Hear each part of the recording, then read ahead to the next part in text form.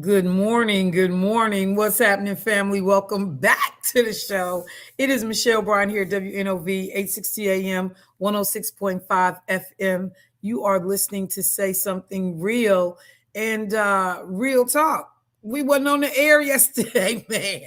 Let me say good morning to the bros in the studio so y'all can explain to the people what happened. What up, Rod Out? How you doing this morning? Shell. What's going on? Bruh, Man. I heard we didn't get back on the air till like noon yesterday. Yeah. It was crazy. It was an outage, and it's still an outage in some places. Some people are still without power. But On Tuesday, it's still because I heard power went down like Sunday for a lot of folks. Yeah, it was crazy. It's like Sunday morning about 5 something in the morning. Or Monday morning. Yeah, well, Monday morning. Yeah. Morning, Okay. Monday morning. Yep. Yeah, so it's just it's crazy. It's crazy. You know, no power, and it was hot too. So and the sky got so black, it was blacker than me yesterday. And that's hard. You know, we're not doing colorism. I'm just saying. That's a hard comparison. I don't condone colorism. We're not doing that today. If you would have seen how dark it was, you could have sworn it was At night. what time during the day was it dark like that? Right. Wow, about 1 o'clock. Yeah, like noon, 1 o'clock. 1 o'clock. Yeah, now that storm that came through Appleton, it had to have been a tornado because them trees was uprooted and poles was flying all in the video. It looked like So, gonna be one here. Yeah, man, something happened in Appleton and whatever the other small towns are. It was chaos. You ever heard we was just talking. We laughed before we left town. We was like, okay, let's leave town, and nothing happened while we gone. Yeah. Every time we leave town, Stop leaving. We came back last year. The floods happened while we was gone last year. But it goes back to us remembering when the Seville Smith stuff happened. Oh yeah. And, people was calling us talking about Milwaukee on fire. Like it just never fails. Like, man, we can't go nowhere without y'all showing out, fam. But listen, hold on. You ever heard Clark. How you doing? You ever heard that saying? Is a dark cloud over the city? Yes. That's what it was this day. It was that bad. I'm telling you, it was so dark. It was scaring me. We ain't gonna have no tornado. It was just. And speaking of flood, it was 3 feet of water out here. In front of the radio station again. It was 3 feet. It was high. Listen, I drove by and I could have sworn, man, I saw Noah and the ark just ride right by me, like waving at me. I was waving at chickens, and I'm like, "You got 2 of those in there?" So wait, had y'all come to the station already when all this water is out there? Man, you got to wade through the water to get into the station. I was in it. I drove by and kept going. I said, "Damn that." You gonna have me floating. So wait, you telling me you just kept going? Yeah, I drove by. I hollered, "Hey, Shell!" So when I was there, I put garbage bags on my legs up to my waist and came into the studio. That was my level of dedication. And I got those pictures too, by the way. No, I do for real. And I'm gonna send them to you. I took pictures of you. And you drove by. Yeah, listen, somebody got to live to tell the testimony, so it might as well be me. You know what? I mean, because can't nobody tell it like I can tell it. I can tell how good y'all been. Can't nobody tell it like me. This is the saddest mess I have ever heard. Oh my God. Can't nobody tell the testimony like me. I'm gonna remember that. I'm gonna remember that when I need to not participate in something. I'm telling you. Tell it. Hey, listen, somebody gotta live to tell the testemony. But not just live to tell a testimony. You can't tell it like me. Oh no, you can't tell Clark can live to tell a testimony. But not like me. You gotta have an interpretive, imaginative. That's it. Oh, but me, I can tell the story. Don't leave no details out. Clark Kent. Man, evidently glad I'm not with y'all. Because the weather on the vineyard has been fabulous. Oh, you want to tease it like that? Right. I mean, I'm not going to do a bunch of bragging or any of that. I'm not. I'm going to be respectful of what y'all going through. Somebody said the guy was so black, even the shadow needed a flashlight. Yeah, Yeah, it was scary. You know, I actually went in my basement for the first time in a long time and stayed down there for a minute. Because it was cutting up out there. Just to be safe. Right? Hey man, hey, I didn't know, and I wasn't gonna peek. So all you had to do was get under the kitchen table and put a book over your head like we used to do back in the day in school. My mom and them told me when we was little, go in the basement. And remember when a textbook was gonna keep you safe? Yeah, like hold the book over your head. Like, man, you getting hit by the whole ceiling. I never understood that. The whole ceiling tearing you up, and you got to look book over your head. Just crouch down and put that book over your head, and you was good. You was gonna be back in the game. So I'm just saying, getting hit with all types of teams. Well, Clark, you straight? How you doing, man? I'm doing good. I yesterday I was helping Debo out with the funeral and stuff because they didn't have no power at the funeral home. They had no power at the church. Hey, they had no power nowhere. So what happens when you don't have power at the funeral? Wait, because it was his family member passed. Yep. Right. Power everywhere. So it was supposed to be a funeral yesterday. Yep. Yeah. She tried to. The power was out. Yeah, she tried to move it to the church. She went to the church. Her power was out. Hey, so Shell, I told Clark, I said,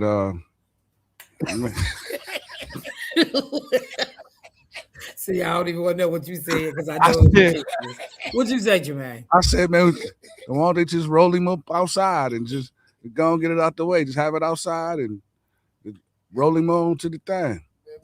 But that's crazy though. So like the funeral was originally supposed to be at a mortuary? I mean, a funeral home? Yeah, it was been next door. And then, at Michelle. Yeah. And they ended up having that Russell church, Jermaine. Oh, did they? Yeah, that's what happened. Russell came by. He let them open up his church to them. Oh, that's nice. And they had it right there and then. Yeah, if it was me, I'd have had it in the gas station parking lot. Everybody pull up. So you know what? And that's why I wasn't you. Everybody pull up. We're gonna put the body underneath the thing. And that's why it wasn't you. And we just want to thank be thankful for the family that it wasn't you. But that's okay. But we gonna remember that in the event that something happened to you. I didn't say me. I said if I was in charge. No, we're gonna just let you be rolled. Bless you.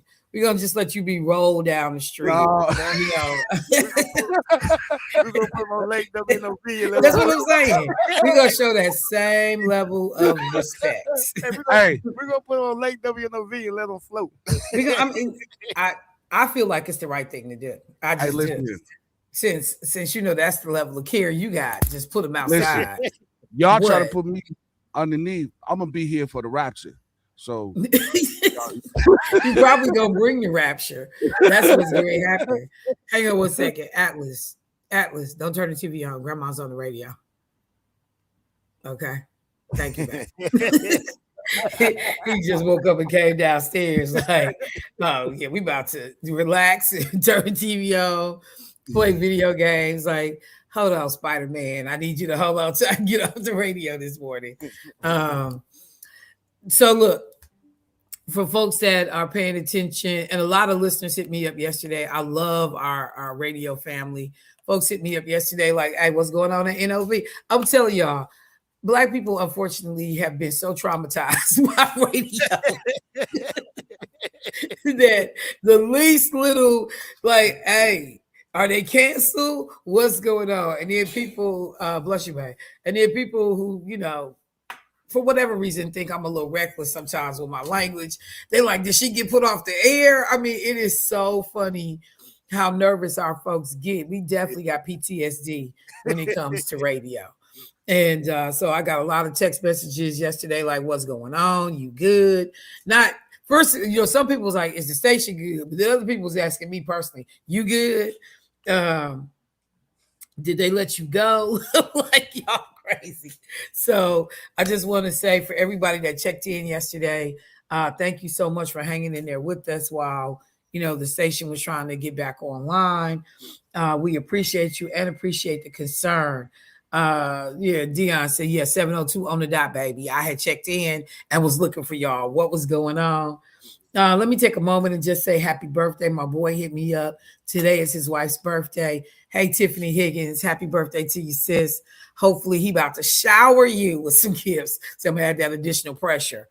Shower. We going to do some special stuff to celebrate Tiffany Higgins turning, what is it, taking another lap around the sun. So congratulations to you this morning, family.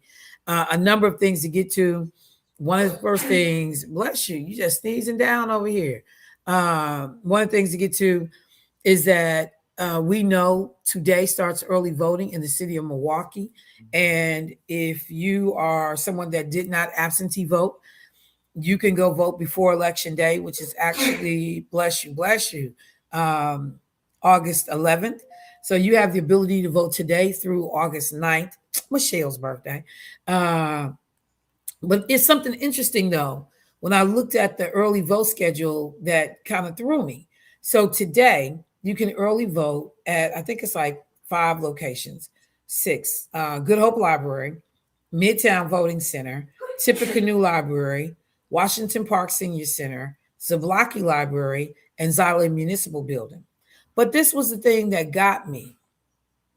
You can vote at Good Hope Library from 12:30 to 7:30 p.m. You can vote at Tippecanoe Library from 12:30 to 7:30 p.m. You can vote at Zablocki Library. So all the libraries, you can vote from 12:30 to 7:30 p.m. today. At the municipal building, you can vote from 9 a.m. to 6 p.m. Okay? At the Washington Park Senior Center, I guess, traditionally closes kind of early, you can vote 9 a.m. to 4 p.m. Tell me why at the Midtown Center, you can only vote from 8:30 a.m. to 5:30 p.m. Why? That is the busiest voting location in the city. Please tell me, Election Commission officials, whoever set this up, how do you have the busiest facility for early voting in the city closing the earliest, with the exception of Washington Park Senior Center? There most likely, I'm hoping, is a good explanation, but I want to hear it. I want to hear it. I want to hear it. I want to hear it. Because none of these other places do the numbers in a lot of situations that are done at Midtown. Now, we have some years when it's close, particularly depending on a presidential, and you'll see those in-person early voting numbers. The South Side, they're in competition with Midtown. Zeidler can, come close. But without fail, Midtown is the busiest early voting, in-person early voting location in the city of Milwaukee. Why is it the one that closes the earliest, except for Washington Park Senior Center? Somebody just said that's by design. They don't want Crawley to get ahead. And Barrett endorsed the white guy. That's what somebody literally just texted me. Black folks, city of Milwaukee residents, white folks in Milwaukee, everybody in Milwaukee, we should be asking this question. I'm going to see if I can reach out to the Election Commission and see if somebody can give me an answer. Terrell Martin, Supervisor Martin's husband, if you listening, you over at the Wisconsin Election Commission, can y'all answer this question for me? Most popular early voting location closes earlier than all the other locations except Clinton Rose, except the Senior Center. Make it make sense, y'all. And that says Clinton Rose, I meant Washington Park Senior Center. Make it make sense. What's the rationale? Because a lot of the people that's going to go to Midtown, these are folks that work. A lot of them work 8 to 5. A lot of them going to be getting off. Got to go pick up the kids from summer camp, whatever they got to do. Why is this closing so early? Anybody that go to Good Hope Library, you know how congested that little parking lot is in front of Good Hope Library. It's ridiculous. Cars are parked and lined all up and down the street over there trying to vote. So I'm just asking a question because it doesn't make any sense to me that I'm going to say it one more time for the people in the back. The busiest early voting location in the city of Milwaukee closes the earliest, except for Washington Park Senior Center. Milwaukee Election Commission, make that make sense to me, and more importantly, to this community. So with that being said, tonight, there's going to be a televised debate. The 5 gubernatorial candidates that are still in the race will be on Channel 12. Garen and Matt over at Channel 12, they will be moderating. It will be broadcast around the state. People around the state will have the opportunity to be able to see this. And it is the only televised debate with all of these candidates leading up to August 11th. Okay, so this is it. You either see them tonight, and it some people are like, well, I've been to the forums, I've heard people's positions on this, that, and the other, but it's a new dynamic, a different feeling about what we're getting ready to experience with this round. David Crawley's reemergence into the campaign, or return, has sparked a particular kind of interest that I didn't even see the first time, in terms of some grassroots folks. Like I said, people love a comeback kid. They love an underdog story. So you got that element going on. And then when you look at the polling that's out, Francesca Hong has been consistently leading in the polls. Consistently. There are folks that are like, no. We can't have a woman run for governor. Wisconsin won't go for that. We definitely can't have an Asian or person of color run for governor. Wisconsin won't go for that.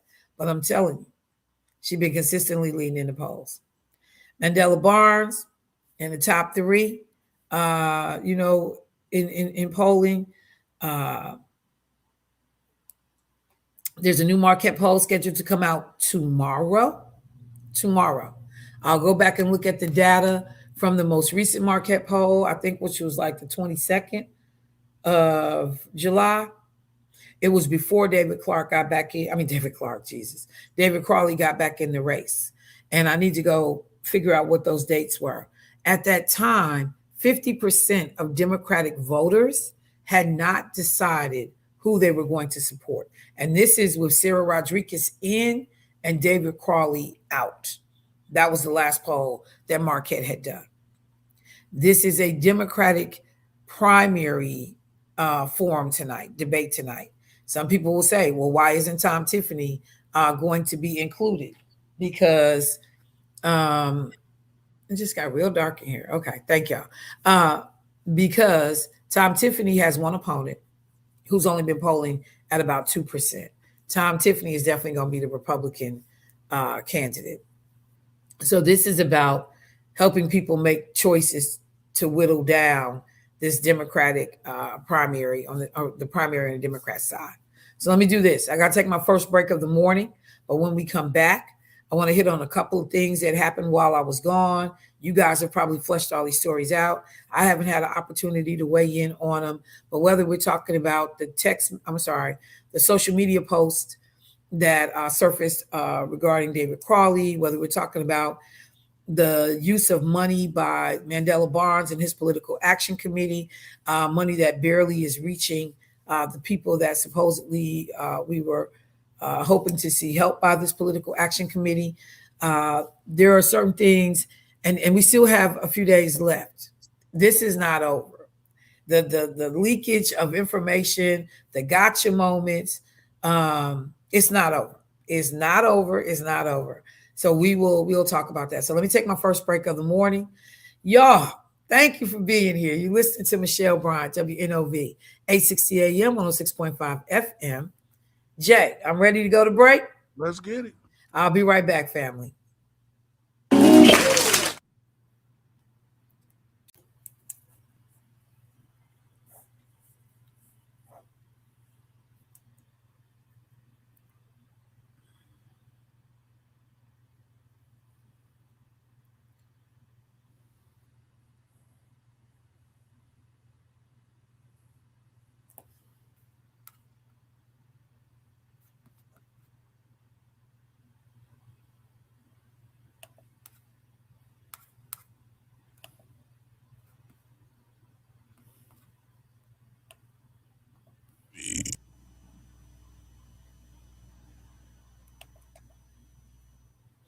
We good? Hang on 1 second. I got my screen changed. All right. Welcome back, everybody. Man, why y'all keep playing with my lighting, man? Whose I don't fault know is what's going on. So we're about to find out. No. See, yeah. Clark. Come on now. Well, We no, here. I So what think happened? it had to be reset from the storm yesterday. Oh yeah, That's why I'm doing that. So they got to be reset. Oh. Okay. All right. Well, we're gonna try to make it Wanna work. do it and it Let me see. Because when I open my curtains, it's so bright. It doesn't look good. A double dooba doo. So I'll leave it. Mr. Right out. Oh, I'm sorry. Thank you, sir. Thank you. Somebody text me, and I just want folks to know my phone service has been so janky since I've been on the island. It's been crazy this time. I don't know what's going on, but somebody texted me. They wanted to know what time was the debate happening tomorrow. I'm sorry, tonight on Channel 12. So it starts at 7 p.m. It's supposed to run from 7 to 8. And again, it's on Channel 12. I'm not sure if they have a streaming where, it will live stream. WISN.com is free. So you'll be able to see it if you need to look at it that way as well. And again, Jaron Jordan and Matt Smith will be moderating. So that is at 7 o'clock tonight for the folks who wanted to know what time was the debate. Now, I said before I went to the break that I wanted to take a second to talk about, two of the, and really it's been 3, because I think something else like dropped on Francesca Hong. I got to go back and look. But one of the things a number of people saw and, reached out was like, hey, what's up with Mandela and this whole situation with this PAC, Political Action Committee, that he has. If you read the story in the Journal Sentinel, they took a look at the actual giving habits or patterns of the Political Action Committee. And this was something that was started in 2022 after his failed run for the U.S. Senate. And it was, I think the PAC is called something like the Long Run. And it was intended to help minority candidates, LGBTQ candidates, working class folks who, it's hard to raise money to run for these political offices. So that was the intent. That was what it was supposed to do. And somebody went back and looked in these finance reports. All the stuff is available for people to review. And they found that less than 15% of the money, and I think we're talking about somewhere in the ballpark of about $1 million to $1,300,000, something like that. Less than 15% of that actually went to the campaign contributions of candidates. Okay. Less than 15%. So it outlines that the organization spent the bulk of their money on salaries. Mandela's current campaign manager, Darby, not sure what Darby's last name is, but like they cite that he was making like $102,000. He had also, been a part of previous political endeavors with Mandela. And it's not uncommon for people to bring over campaign staff if they lose a race and they start a political action committee, because they try to make sure you got somewhere to land, because had they won, you would have most likely been a chief of staff. been on their campaign. I mean, been in their official office structure. So it's a lot of jockeying that's done to help people who have helped you, basically. And so then they mentioned other people, Corey Kozlowski. He was somebody that actually used to be Lena's chief of staff. Back in the day, he was on Mandela's U.S. Senate race. So, a comms person. So there have been these people that have benefited, and then whatever they did towards fundraising to be able to operate the PAC. But the sad thing, just in addition to the fact that people give money thinking, oh, Mandela and his group are going to use this to make sure candidates of color get access to some additional resources. And when the truth is told, you only got a few dollars going their way. Nothing substantive, just a few dollars going their way. The thing, though, that when I read the story that made me smile was, in typical Mandela fashion, it wasn't to try to say, yeah, we need to do better. Because this organization has been around since 2022. So we're going into the fourth year. We need to do better. We've set a benchmark goal of getting 40% of that money out to candidates, ideally. Instead of having a proactive, responsible response, Mandela said, yeah, I'm doing that, but so is everybody else. In fact, I'm probably doing a little bit better than everybody else. Just because everybody else is raggedy does not mean I say, yeah, I'm doing it, because everybody else raggedy. So we all raggedy together. And what do I mean by that? Sarah Godlewski has a women's PAC. And in the article, they indicate that Sarah Godlewski, in her PAC, I think they said she was given, let me see if I can find it real quick. Hang on, because there's all the numbers about who got paid. Sarah Godlewski, oh, here it is. So she gave 13.3% of the money she had raised in her Women Win Wisconsin PAC, okay? And it went to, those candidates. Congresswoman Gwen Moore of her PAC, less than 10% of her money goes to support candidates, 9.3%. Oh, no. Oh, yeah. And then they even looked at someone in Michigan and what she was doing, Governor Gretchen Whitmer, 7.6% of her money, Fight Like Hell PAC, actually went to candidates. And so, number one, that was one of the things that, I was just like, it's just typical. It's typical, man. Leadership. I keep looking for examples of leadership. Don't tell me everybody else is raggedy, and so my raggedy shouldn't seem that bad.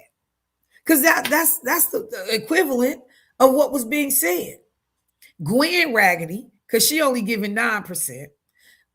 Sarah raggedy, because she only given 13%. And I'm just using these terms to make a point. Don't let it show up in a commercial. But that's the idea. That's the concept. Y'all know that Congresswoman Moore, for her less than 10%, that, Secretary of, what is Sarah Godlewski, the treasurer? But that Sarah Godlewski, for her 13%. So why are we talking about me? Leadership says, you know what? We're aware. We have a lot of initial startup costs. We have all these things going on, but we have a goal. And even if you didn't have it before, now that somebody done publicly outed you about how little money actually goes to the candidate, we're instituting a goal of reducing overhead so that 40% of this money at least can get into the hands of candidates. That's leadership. Not, I'm doing it, but so is everybody else. That's not leadership.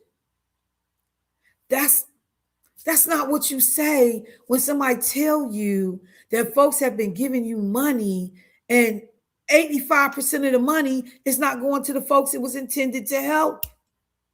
I gotta take a break. This is not hard, y'all. Y'all make it harder than it has to be. Let me go to break. Michelle Bryant, WNOV, 860 AM, 106.5 FM. I'll be right back.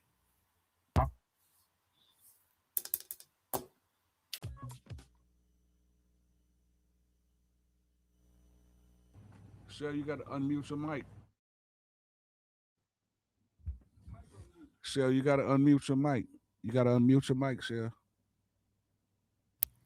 Oh, so y'all didn't hear me threaten y'all about my we life? didn't hear none of you first. I saw your hand moving like you wanted smoke or something. I didn't hear it though.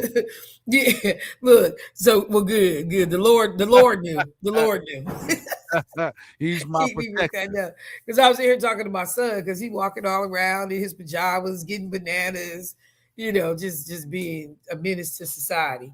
So first the grandson come down, then my son come down. See, the apple don't fall far from the tree.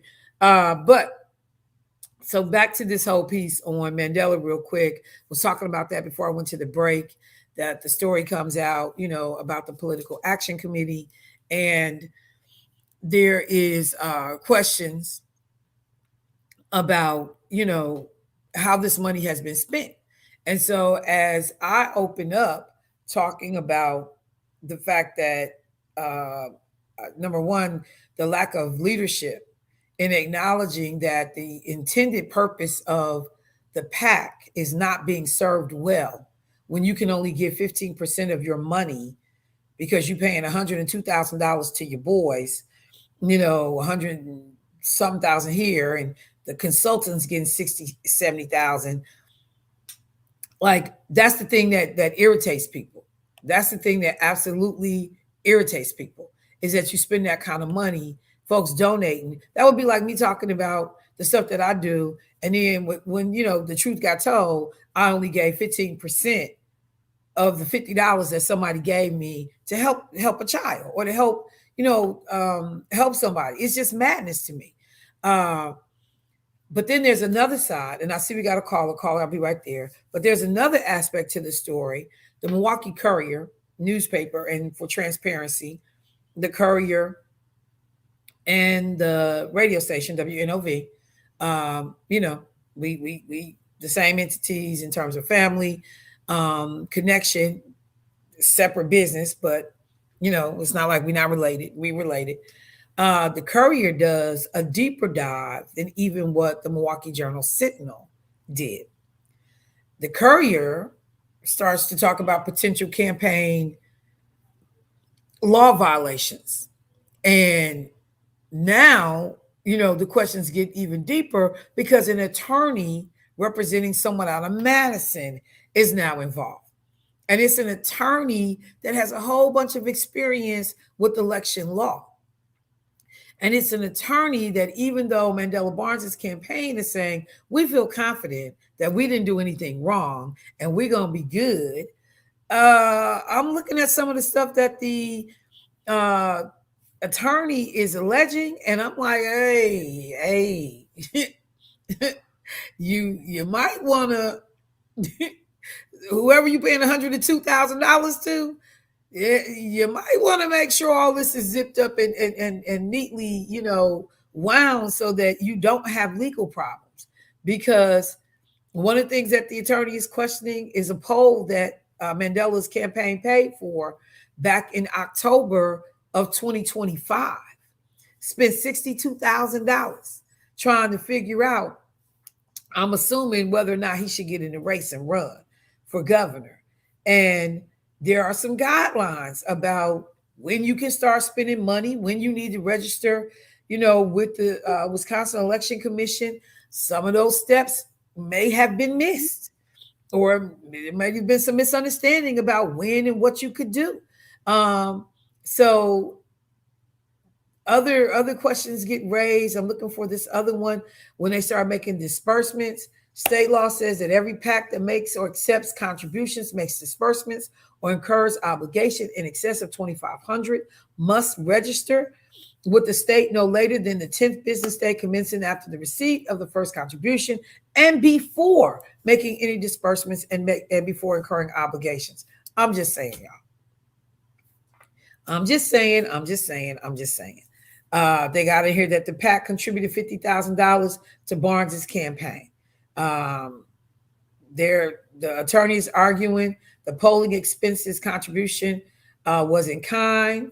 The person that works for Mandela says, no, it wasn't in kind. In kind is a contribution. If it's determined to be an in-kind contribution, that's like getting money. But in lieu of money, you get a service, you get a good, you get something that you can use for your campaign.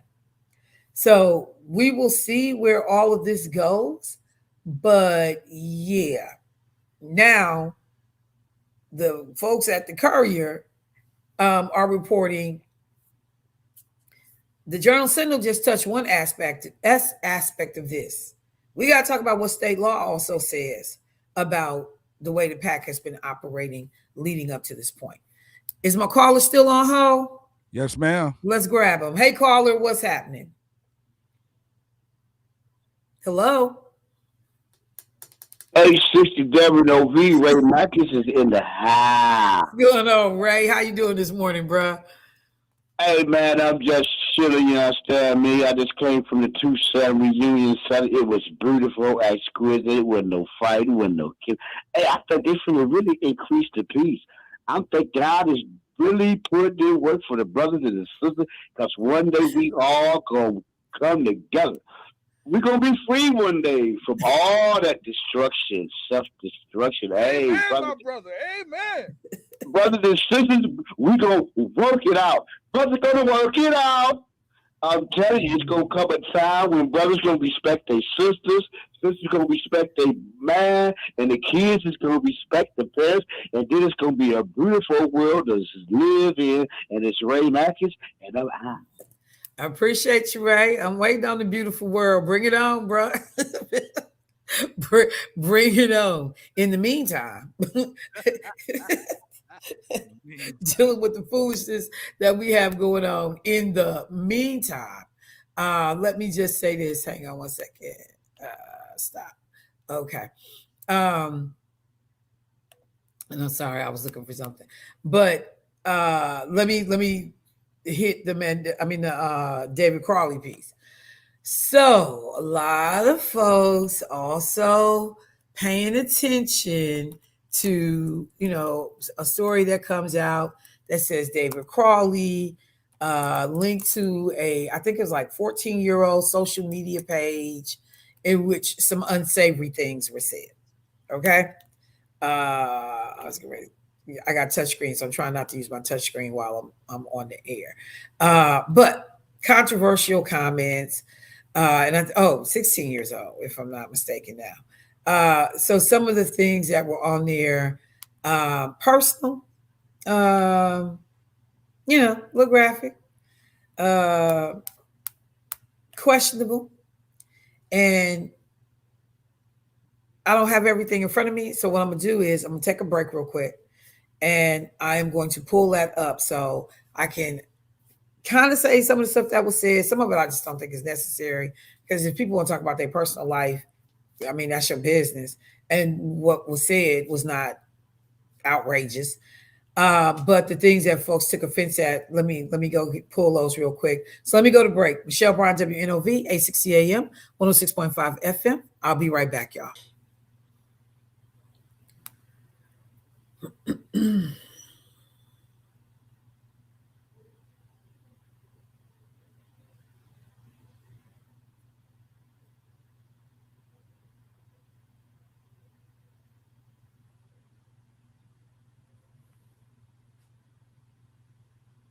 All right, family, welcome back to the show. Clark, go in and correct the census suffrage. It should be SUFFRAGE. Who says stuffage? It says stuffafitch. I just noticed it when I looked down. I was like, oh yeah. This is stuff.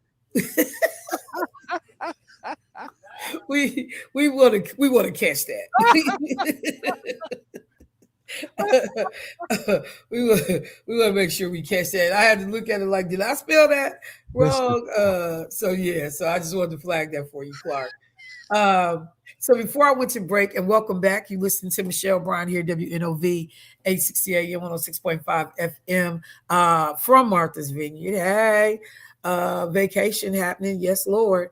But I wanted to follow up on what I was saying before I went to the break, because, there are these things they're called October surprises in politics. This is not anything unusual. Folks will begin. They will have had teams doing some, opposition work on candidates to try to figure out if there's a gotcha moment, a zinger, something controversial they can say to weaken their opponents. So we know that somebody did a story on Mandela Barnes, his political action committee, which I just want to be clear, and everybody that they listed, I'm just appalled that more money is not reaching the people, that folks are actually donating the money to help. It just irks my soul. But anyway, so David Crawley, I think his was the first to break before the Mandela situation. They talked about a social media account that we now know is said to have belonged to like 12 people. It might have been registered under one person's name, but 12 people had access to post on this account.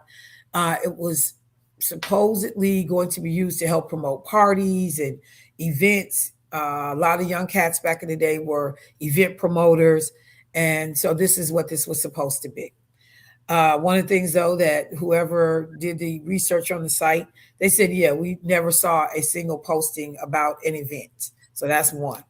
The way some of the stuff was characterized is that some of the stuff was racist, sexist, or homophobic. So I went to go pull the story that I saw, and I looked at some of the comments that they highlighted.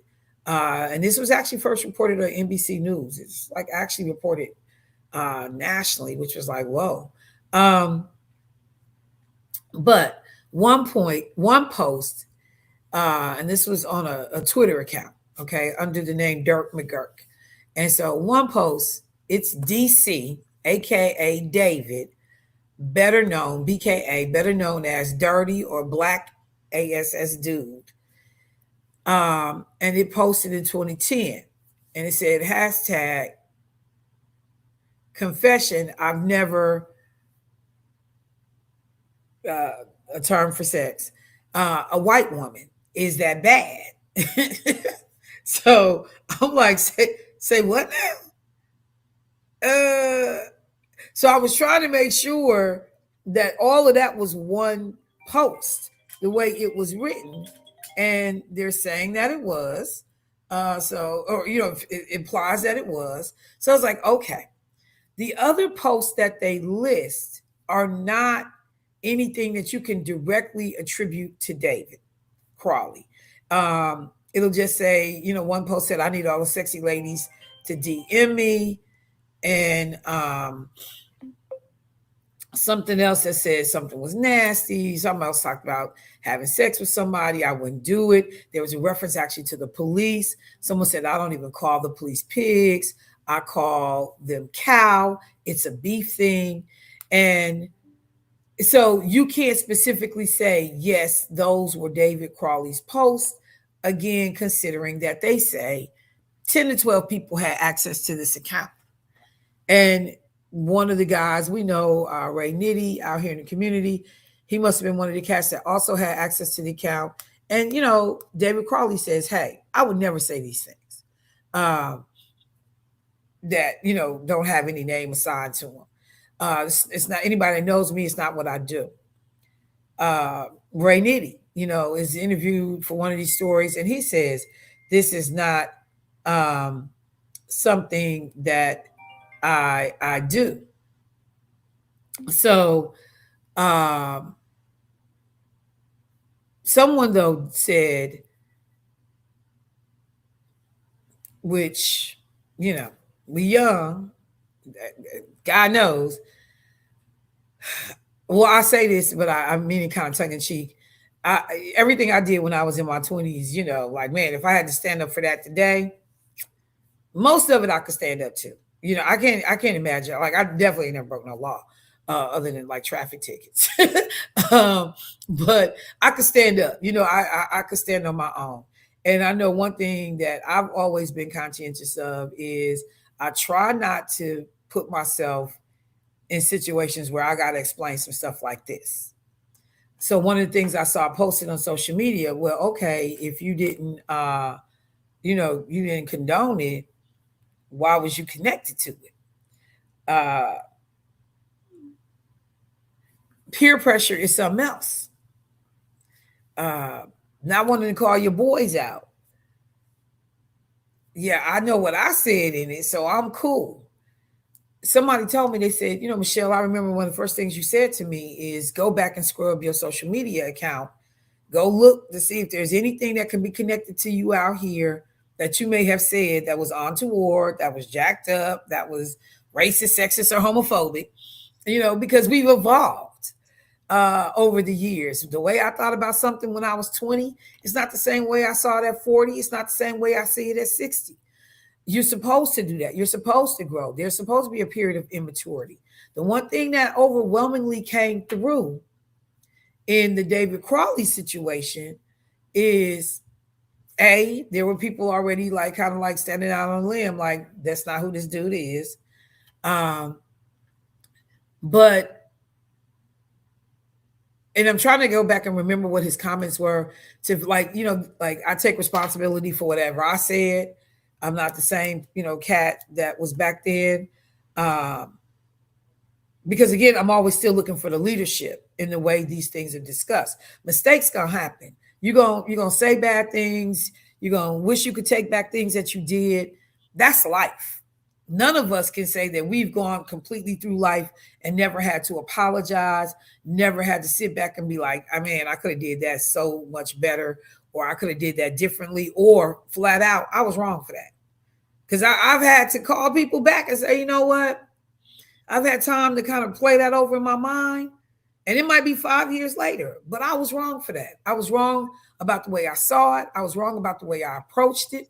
And I was wrong about the way I got at you about it. We do that. This comes with growth and maturity. So the DC situation, when you looked at it on social media, people didn't care. The majority, overwhelmingly, the majority of comments, it did not move people. Nobody saw like the racism. Even if DC did say, I ain't never slept with a white girl, that's not racist. That's not racist to say that. So I kept looking for the racism because that was real interesting to me. I didn't see the racism. But here's a lesson for everybody that's running for office. Now, some people already got, you know, screenshots of the stuff y'all said and did. And so even if you try to scrub your page, they gonna find it. You know, they got it. It's been locked and loaded and waiting to shoot you down the road. People just save stuff for when they need it. Politics is dirty. I say that. I will say that over and over again. It's not the arena to play in. If you can't stand on whatever you've done, explain whatever you've done, or be able to convince people I did that, but I'm not that same person anymore. If you can't do that, this is not the arena. It's not the arena to play in. So I just wanted to acknowledge that. And as I said before I went to break, there was something on Francesca Hong, but I can't remember it right now. But I'll find it. I'll look for it in the break because I could have swore I saw something that has come out since I've been here that they might have said regarding Francesca Hong. For some reason, Kelda Roy's not getting these looks. Joe Brennan, not really getting these looks. I don't know if it's because, you know, Joe Brennan is a choir boy or his polling numbers are so low that people have decided this dude is not really a factor and we're not paying attention. So I don't know, but we'll see. But let me do this. While I am here in Martha's Vineyard, this is what is known as HBCU weekend, okay? No, wait, before I do that, let me back up for a second. I read the story in the Journal Sentinel about the 99-year-old woman on Milwaukee South Side who called the police after she was attacked in her home. And wait, I'm saying it wrong. Let me say it correctly. So a 99-year-old woman was attacked in her home. Let me pull the story up. That's even better. Hang on, let me find it real quick. Okay. 99-year-old woman is attacked in her home, and her medical alert bracelet is activated. And they call the police on her behalf. Hang on, where'd the story go? All right, let me go this way and just go pull it up fresh because I want to make sure I got all these details right. Because the story was just unsettling to me. The breakdown in communication to figure out what, all the involved players are going to do to make sure that something like this never happens again. So where is she? 99-year-old woman. Okay. Of course it won't come out now that I'm looking. Okay, here. 99-year-old woman. Okay, here we go. So this woman was beaten in her home. Stranger came into her house on July 27th. All right. During the attack, the woman activated her personal medical alert system, and the alert company called Milwaukee's 911 center around 5 a.m., somewhere in there. Medical responders and the police were not sent to the woman's Southside home, though, after the medical alert company called. The woman had to end up calling the police herself just before 8 a.m. Now, remember, medical alert company calls around 5 a.m. And when they call, it's not just that we think we may have a medical emergency. They actually say in the call, and I'm looking for it real quick in the story, in the first call around 5:15 a.m., the medical alert company described the incident as, quote, what sounded like a physical fight going on. This is in the records. The call was categorized as a welfare check and given a level 3 priority.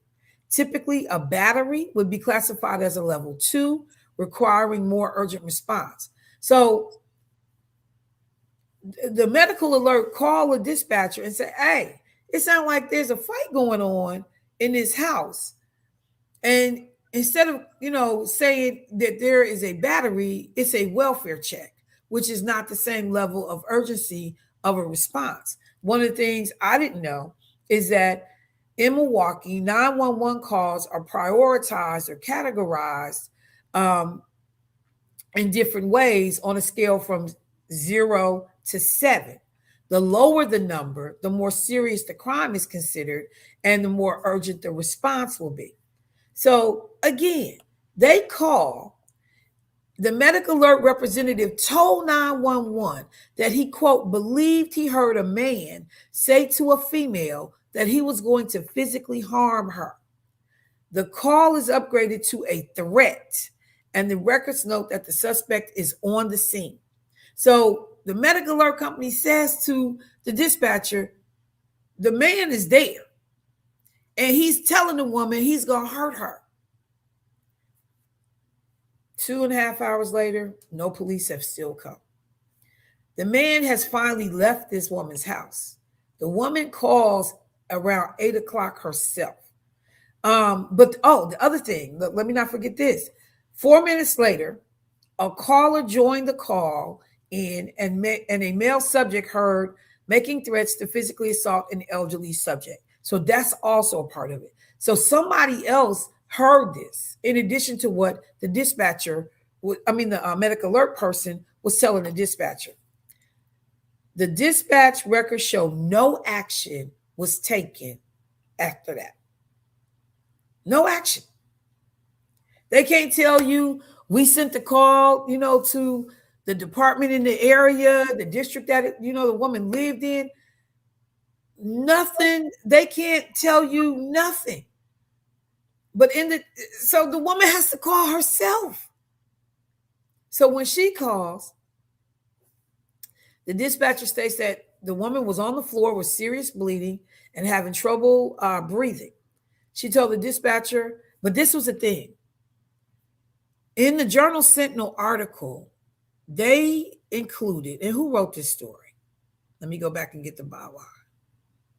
Story is written by David Clary and John Dietrich. John is a friend of the show. We've done a lot of work with John. I'm wondering why these reporters made the decision to put this in the actual printed story. The woman told the dispatcher where she hides her house keys so officers and paramedics can enter. Anybody that's in that neighborhood, they know that 99-year-old woman, because people know who this woman is that live in that area. So now we also know the woman hid her keys outside. I just don't know that detail needed to have been included in the actual story. I just don't know. We could have said the officers were able to gain entry and kept it moving, because folks who hadn't thought about folks, and we know people keep, keys outside under a fake looking rock, under this, under that. But judgment. Why did you include that detail? Because I'm assuming this woman is 99 and going to continue to live by herself for a while, maybe. So now we know the lady keep a key outside. I just didn't understand. And when somebody else heard the story, they said the same thing to me. We didn't even talk about it. And they said, why they include that detail? The police were able to gain entry to the house. That's all that needed to be said. But that's just me. That's just me. That's just me. So now there is one last piece of the story that stood out for me. So at 8:02, the woman told the dispatcher she cannot hold the phone anymore. This woman is on the floor bleeding. She's gone through this traumatic situation. She's fragile. She's like, I can't hold the phone no more. The paramedics arrived at the house at, I think, 8:07 is what it said in the article, something like that. No, I'm wrong. They arrived at the house at 7:57, okay? But they were outside when the woman was saying she couldn't hold on anymore. Woman is saying at 8:02, I can't hold on anymore. 7:57, the paramedics is outside, but because of the way the policies are, the police got to come to make sure that it's safe for the paramedics to go into the house to treat the woman. Because we don't want the paramedics to open the door. It's an active shooter in there or a situation going on. Paramedics end up getting killed. Then they can't help nobody. So paramedics is out there at 7:57. The police come 26 minutes later. They then do what they got to do at the scene, which takes another 6 minutes. So at 8:29, the woman is finally able to get medical care. By 8:33, she's being taken to the hospital.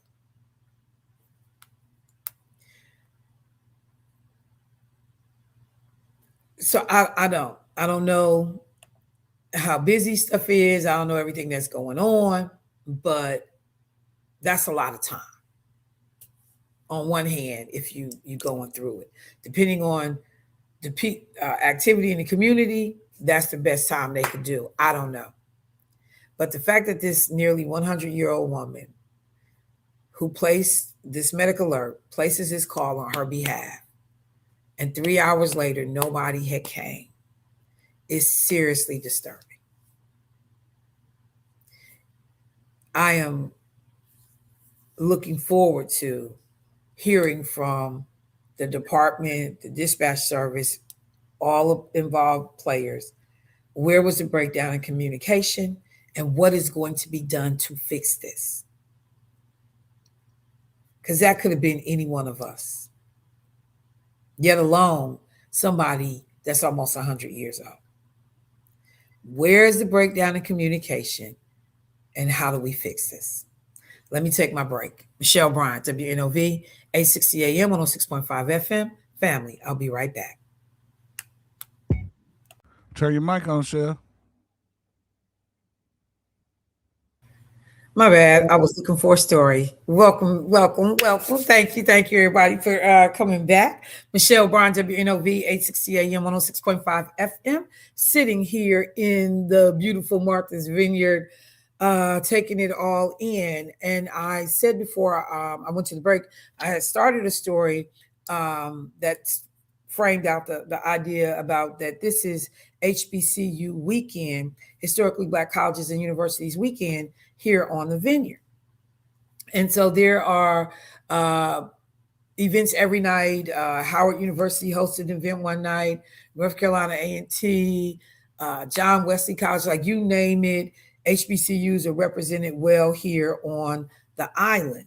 And there is a panel discussion, in fact, that my son is attending tomorrow, in which they will be talking about HBCU collegiate athletes, athletic programs, the NIL agreements. So Michael Vick is on the panel, the president of Alabama State, which is my son's alma mater.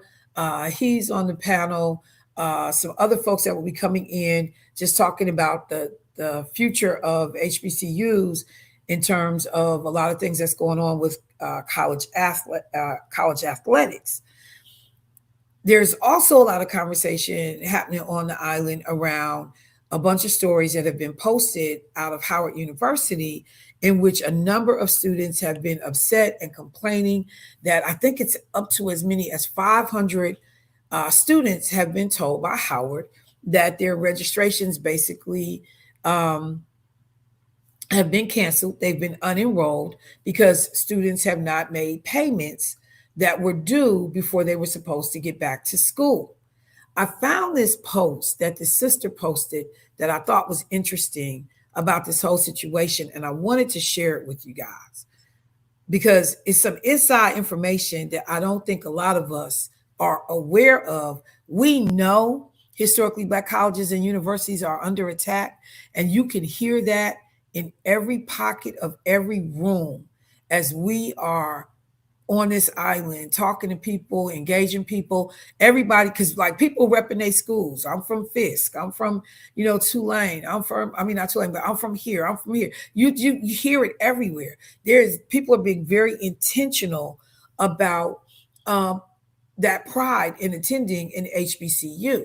So this post that was put up by a sister from Howard University, she's an alumni, I wanted to share this with you. And the post, which was done on Facebook on July 23rd, this is what it says. So my beloved undergrad alma mater, Howard University, is trending again. There's a lot of misinformation spreading surrounding the unenrollment crisis for the incoming freshman class. Therefore, I want to share some clarification. 1, with the newly federally approved budget from Congress this fiscal year, Howard University, seated in our nation's capital, lost $64 million in allocations. I want to say that again. Howard University lost $64 million in allocations in 1 year. That's a lot of money. This means that unlike the days past, the university cannot keep students on their enroll lists, allow them to attend, get to campus, and just figure it out. Many alumni are recounting stories about not having funding and talking to someone in financial aid who helped them out. Newsflash, that's no longer allowed. There is no extra money. You can't just go talk to Miss Pat in the back office and she clear your balance. There are maximum borrowing limits on both students and parents. Project 2025 specifically outlined how college was not for everyone. This is systemic and purposeful to make higher ed inaccessible to those who do not have the independent wealth. Trust me, though my child is a D1 athlete, I am leaning on the everlasting arm to pay for her last 2 years at her PWI, as I am getting $0 in FAFSA, or people know that that's financial aid. She goes on to say, number 2, Howard has been warning the incoming students about their outstanding balances because it is an HBCU. Parents and other family members who went there with balances, etc., have been ignoring the warnings. Unfortunately, it was not a game. 3, let's say that the university allowed all the future baby Bisons to attend without adequate funding. They would have to unenroll, drop before midterms if funding is not secured. Hundreds of 18, 19-year-olds will be kicked out of the school and dorms en masse. At least right now, they are still at home. 4, if the students did come, struggle through the first semester, and could not matriculate for a second, the university's attrition rate would skyrocket. When uploaded to iPads, this statistic would trigger the Congressional Budget Committee during a funding hearing, and more money would be cut for fiscal year 27-28. Every damn thing is political in this country. This is this sister talking. Shame on you if you were one of the 83 million U.S. citizens who stayed home in 2024 and did not exercise your right to vote, especially if you're Black. The Heritage Foundation that funded Project 2025 was very clear in its mission. This didn't have to happen. And I can unequivocally say that if Kamala Harris was president, she would have definitely protected the federal allocation for Howard University, or for Howard. But the country didn't want a Black woman to be in charge. So here we are. Elections have consequences. In truth and service, Dr. Tabitha Bellamy McKinley, HU, class of 99. What did she say? 88 million people didn't vote. Some of the ones that voted couldn't see a woman as president. Definitely didn't want to see a Black woman as president. Folks had all kinds of excuses. Project 2025 begins to set up a framework about who should and should not be allowed to go to college. Period. That's what we're seeing. So I appreciated what the sister said when she talked about this ain't like it used to be back in the day, y'all. There are warnings flashing all around us, and many of us are looking the other way, thinking we got time, not taking it serious. But these people are systematically trying to change the way we function right now as a society, to change our role in society, to change the distribution of wealth, who gets what, who has access. Donald Trump is sitting up like judge, jury, and Jesus, talking about which career is professional and therefore entitled to more money in terms of student loan and helping to fund an education. We have now moved, they figured out that they couldn't just close the Department of Education at the federal level. So what have they done? They've begun to dismantle it, pulling pieces out and throwing them in other agencies that are inappropriate places for these aspects of the Department of Education to be housed. This is a systematic attempt. I'm going to give you another example of that when we come back from the break. Michelle Bryant, WNOV, 860 AM, 106.5 FM. Family, I'll be right back.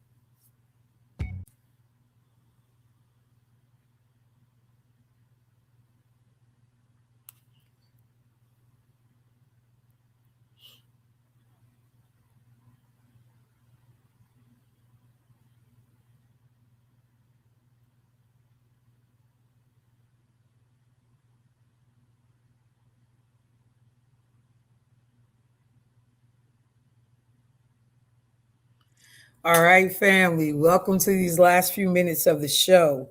So before I went to break, I was talking about this whole idea that some of us are still asleep at the wheel.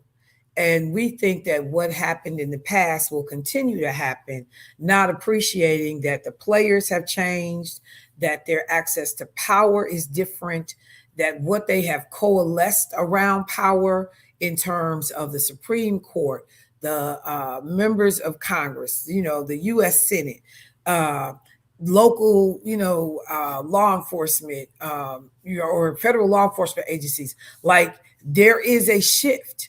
And many of us are not lost on that whole Make America Great Again concept, that for a lot of Black people, a lot of people of color, it feels like, a lot of women, it feels like Make America 1935 again, in which a whole bunch of folks didn't have rights, didn't have access.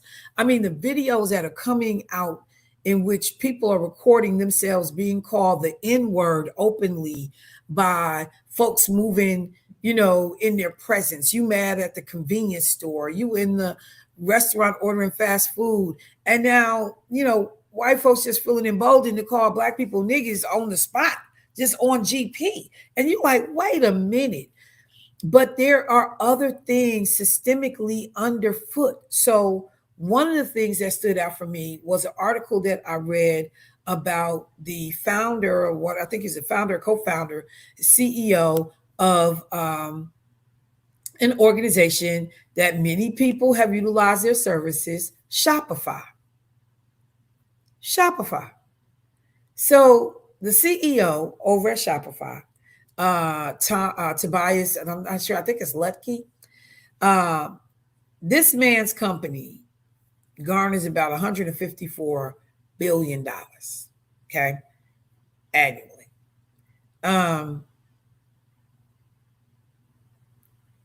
Well, I don't know if that's annually, but I know capitalization is about $154 billion. That's what I should say. So he gets into an online back and forth last week, and he is commenting on who should be able to vote in this country. Okay? This is not a new discussion in America. In fact, voting used to be tied to wealth and property ownership. Remember, had to have land to be able to vote. So there are a bunch of these rich people who have access to Trump, got the ear of the president, that are weighing in on civic issues and what should be happening. And so we're beginning to hear more wealthy people talk about, if you don't pay income taxes, or you pay a very low amount of income taxes, you either should have no representation in terms of voting, picking candidates, or it should be a weighted system in which the example that was given in this discussion online, if you pay anywhere from $1 to $100,000 in some form of taxes, then you get one vote. If you pay $100,001 up to, $500,000, you get 2 votes. And it goes on up to a tiered system where some of the wealthiest people in our country would be eligible to get 5 votes.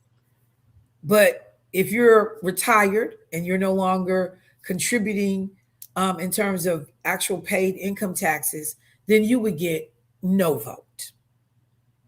You low income, you don't make a ton of money, so you end up usually getting a refund every year.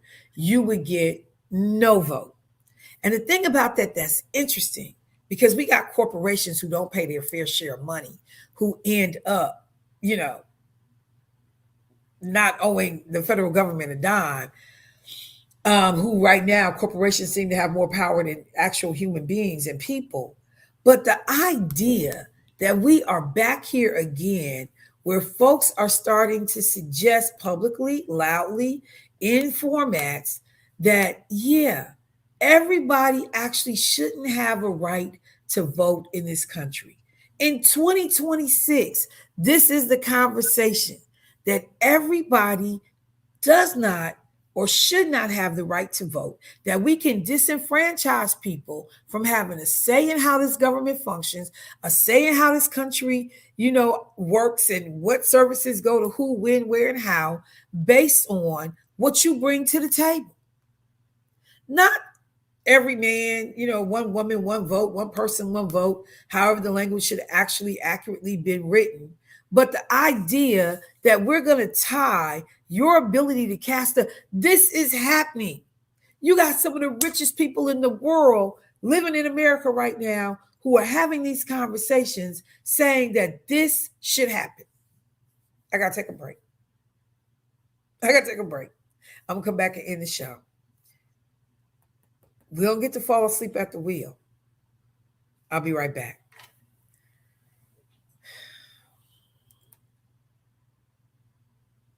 Michelle, it's no break till we go out. Oh, we go out? It says break now. That's why I was wondering. Break at 49. Who said break at 49? Clark said that was earlier. Okay. All right. Well, then that's the show. And it's a good place to end because the signs are everywhere around us. How we're going to galvanize and respond to these things is what's going to make the difference between survival and losing just about everything we have worked for over the last 50, 60, 70, 80 years to bring some type of equity and parity to the way we function as people of color, Black folks in particular in this country.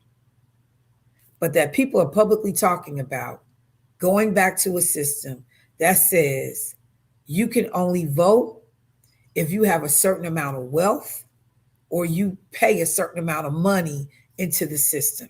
The majority of people in this country would be left out of voting. The overwhelming majority of people that would remain would not, on a tiered system, have enough wealth to garner 2, 3, 5 votes. You would be outnumbered by the wealthiest people in this world or in this country every time. Keep playing and thinking we don't need to get serious about how we moving in this country and how we as people of color, how we as people of marginalized groups, how we gonna have to do things differently. Keep playing. They will be coming for rights that you have that you don't think is on the chopping block real soon. That is the show today. Thank you all, everyone, for tuning in. To the bros in the studio, I appreciate you. Family, I will be back tomorrow from Martha's Vineyard. Thanks, bros. Appreciate y'all.